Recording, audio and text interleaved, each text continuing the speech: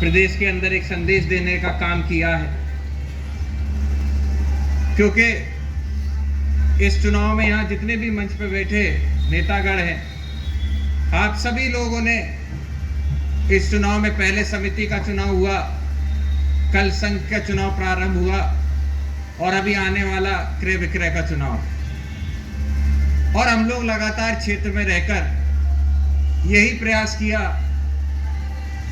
कि निष्पक्ष तरीके से चुनाव हो। चुनाव में जिन जिन समितियों पे या संघ पे जो जो डायरेक्टर बन के आते हैं, उन्हीं लोगों के मन में जो अध्यक्ष बनाने की उनकी मंशा हो, उसी को अध्यक्ष बनाया जाए, उपाध्यक्ष बनाया जाए। सबका साथ में लेके, सामंजस्य लेके आगे बढ़ने का हम लोगों ने प्रयास किया। और मुझे बेहद खुशी है कि हम लोग इस मकसद में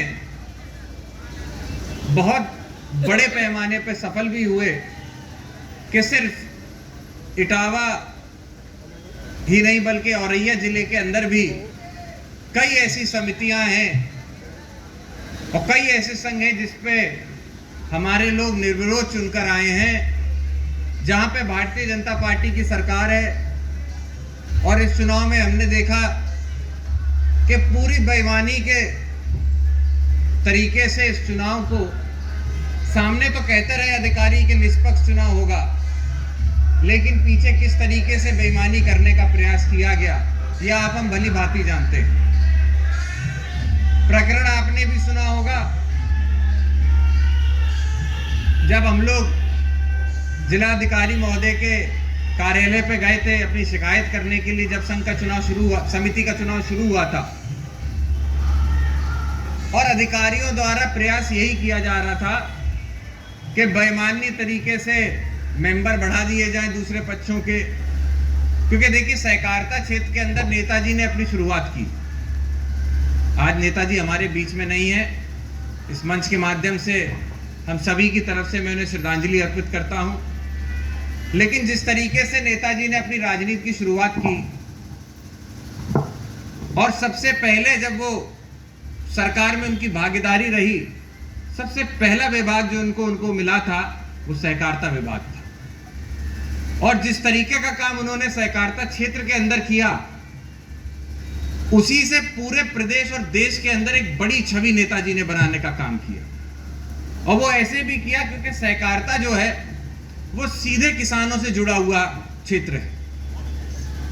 जैसे किसान होता है, किसान के जीवन में जब वो फसल करता है तो फसल बोने से या बीज खरीदने से लेके जो फसल है उसको मंडी में बेचने तक, इसके बीच में 9 ऐसे समय आता है जहां पे 9 स्टेप होते हैं अलग अलग। जहां पे आप बीज खरीदते हैं, आपको सही बीज मिलना चाहिए, आपको सही प्रशिक्षण मिलना चाहिए, आपको कौन सा बीज कब करना चाहिए, कौन सी फसल कब करनी चाहिए, खाद आपको कौन सी डालनी चाहिए, कितनी डालनी चाहिए, ये सारी चीजें इसके अंदर आती। और इसको गहराई से समझने वाला अगर कोई नेता उत्तर प्रदेश नहीं देश के अंदर हुआ तो स्वर्गीय नेताजी थे। और इसीलिए सहकारिता के अंदर जब नेताजी रहे बहुत काम हुआ। नेताजी को आपने आगे बढ़ाया, आप लोगों के आशीर्वाद से, सहयोग से प्रदेश की उन्होंने कमान संभाली, देश में उन्होंने राजनीति करी। और इस जसवंत नगर में और प्रदेश की सहकारिता में माननीय शिवपाल सिंह जी ने अपनी सक्रियता बढ़ाई। और उनके सक्रियता इस तरीके से बढ़ी कि मुझे याद है जब मेरा जन्म हुआ जिस साल में, उस साल से जिला सहकारी बैंक इटावा के वो अध्यक्ष थे। और अगर ये भारतीय जनता पार्टी की सरकार द्वारा ये नियम नहीं लाया हुआ था कि 2 बार से ज्यादा कोई अध्यक्ष नहीं रह सकता, तो आज भी मैं कहता हूं कि वो अध्यक्ष निश्चित होते। और ये नियम लाया ही इसलिए गया था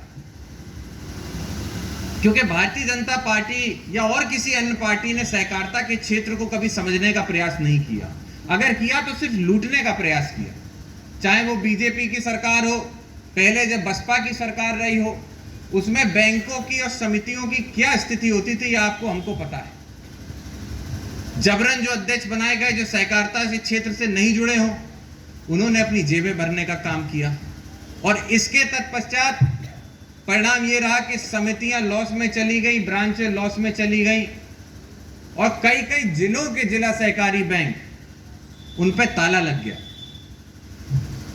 लेकिन हमें खुशी है कि जब जब हमारी समाजवादियों की सरकार हुई, तब तक माननीय शिवपाल सिंह जी का यही प्रयास रहा कि वो बैंकें जो लॉस में चली गई हैं उनको वापस रिवाइव किया जाए और करोड़ों रुपया उन्होंने सरकार से लेकर, अलग से फंड लेकर इन बैंकों को रिवाइव किया।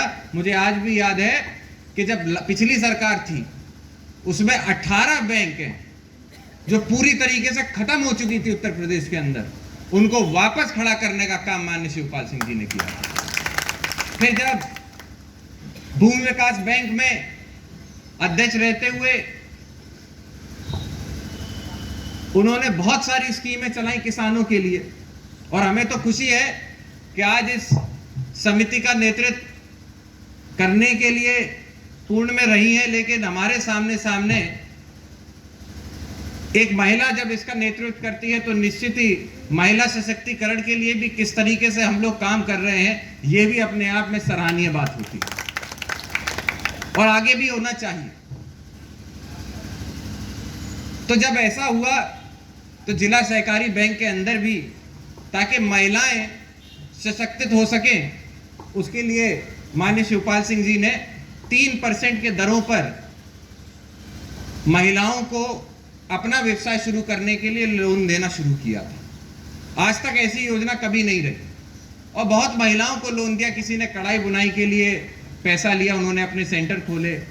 किसी ने घरेलू वस्तुएं जो होती हैं उनको बनाकर बेचने का बिजनेस अपना शुरू किया और इन सबको समाजवादी सरकार में माननीय शिवपाल सिंह जी ने लोन दिया।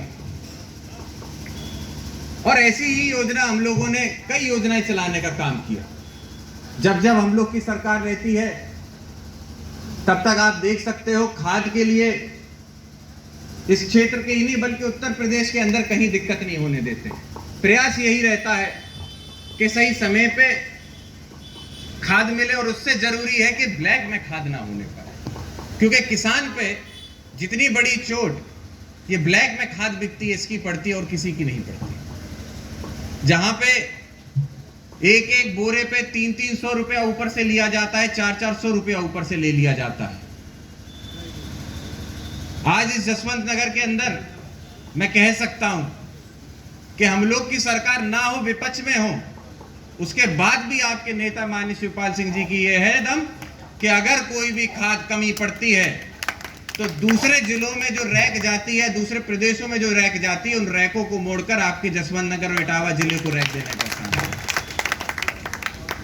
क्योंकि इसका उदाहरण है, मैं खुद जब इफ्को में डायरेक्टर था उस समय पे करीब 7 से 8 साल पहले की बात है, मैं डायरेक्टर था। उस समय पे बहुत बड़ा क्राइसिस खाद का हुआ था और यूरिया उपलब्ध नहीं हो पा रही थी। लेकिन जैसे ही माननीय उस समय पे सहकारिता मंत्री थे माननीय शिवपाल सिंह जी को पता लगा, उन्होंने, आप जानते होंगे क्रिप्को के जो चेयरमैन हैं डॉक्टर चंद्रपाल यादव, राज्यसभा सांसद रहे हैं, उनसे व्यक्तिगत तौर पे बात करी। उसके बाद इफ्को के जो प्रबंध निर्देशक है उदय शंकर अवस्थी, उनसे बात करी और जो रैकें कर्नाटक के लिए निकल रही थी या तमिलनाडु के लिए जा रही थी अलग अलग प्लांटों से, उन रैकों को जाने से पहले ही रुकवा के और विनती करवा के मुड़वा के उत्तर प्रदेश के अंदर खाद दिलवाने का काम माननीय शिवपाल सिंह जी ने किया। और ऐसे कई सारे मौके रहे जहां पे अपने क्षेत्र से, अपने दायरे से आगे बढ़ के उन्होंने किसानों के लिए सोचा है और किसानों से ही देश बनता है।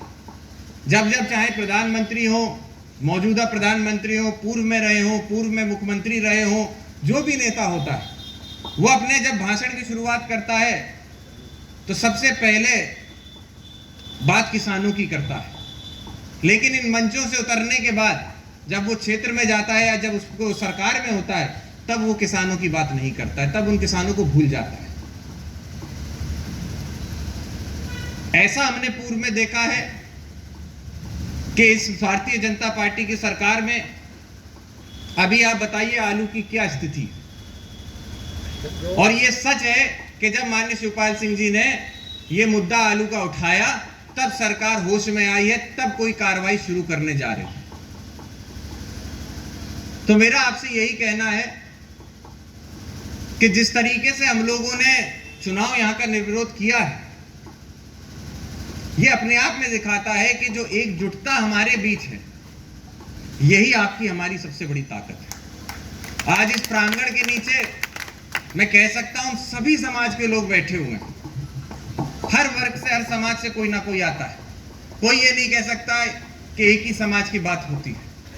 माननीय शिवपाल सिंह जी वो शख्सियत हैं जिन्होंने हर वर्ग के लोगों को मदद की है, प्रयास किया है रोजगार देने का, अगर किसान रहे हैं तो उनकी मदद करने का, और कभी ये नहीं देखा कि किस समाज से या किस वर्ग से वो व्यक्ति आता है।